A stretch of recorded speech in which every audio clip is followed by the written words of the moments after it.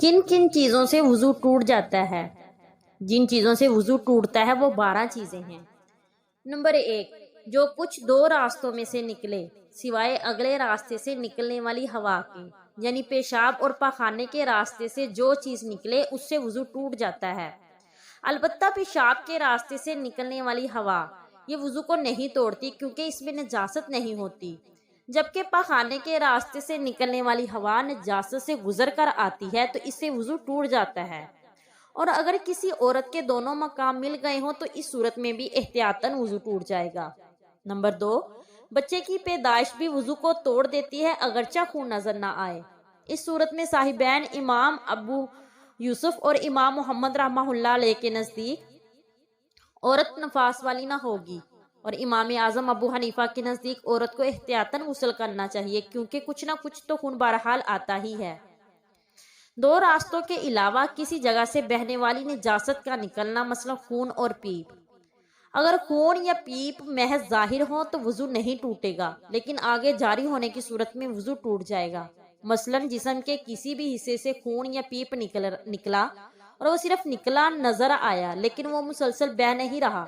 مسلسل بہنے کی صورت میں اگر وہ مسلسل بہہ رہا ہے تو مسلسل بہنے کی صورت میں وضو ٹوٹ جائے گا۔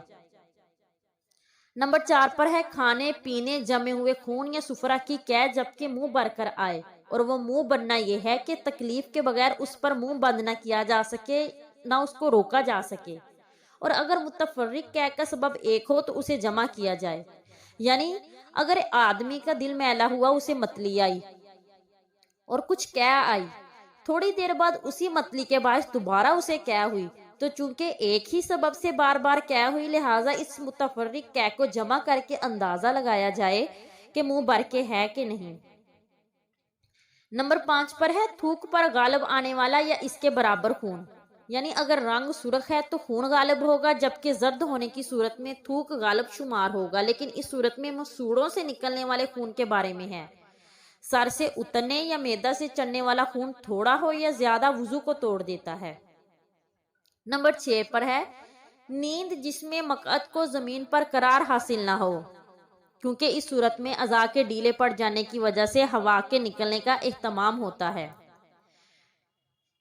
بے ہوشی، نشہ، جنون سونے کے حکم میں ہیں۔ چونکہ ان تمام صورتوں میں جسمانی اعضاء ڈھیلے پڑ جاتے ہیں لہٰذا ان حالتوں کو ہوا کے خارج ہونے کے قائم مقام قرار دیا گیا ہے، تو اس صورت میں بھی وضو ٹوٹ جاتا ہے۔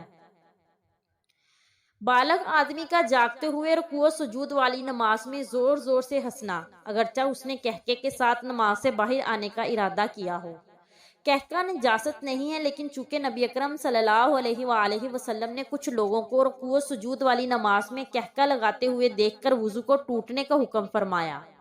لہٰذا یہ خلاف قیاس ہونے کی وجہ سے ہر جگہ ناقص وضو نہ ہوگا، یعنی صرف نماز میں یہ وضو ہوگا کہ نماز کی صورت میں قہقہہ لگانے سے وضو ٹوٹ جائے گا، البتہ نماز نہ ہونے کی صورت میں نہیں ہوگا۔ نماز سے باہر یا نماز جنازہ میں زور زور سے ہنسنے سے وضو نہیں ٹوٹے گا، اور اگر کوئی شخص جان بوجھ کر نماز سے باہر آنے کے لیے سلام کی جگہ لگاتا ہے تب بھی وضو ٹوٹ جاتا ہے۔ نمبر 12، منتشر آلہ تناسل کا عورت یا مرد کی شرمگاہ کو کسی پردے کے بغیر چھونا، یعنی اگر دونوں شرمگاہوں کے درمیان کوئی پردہ کپڑا وغیرہ نہ ہو تو ایسا باریک کپڑا جو حرارت سے مانع ہے تب بھی وضو ٹوٹ جاتا ہے، اور اگر 2 مرد یا 2 عورتیں اپنی شرمگاہوں کو ایک دوسرے سے باہم ملائیں تب بھی وضو ٹوٹ جائے گا، اس کو مباشرت فاحشہ کہتے ہیں۔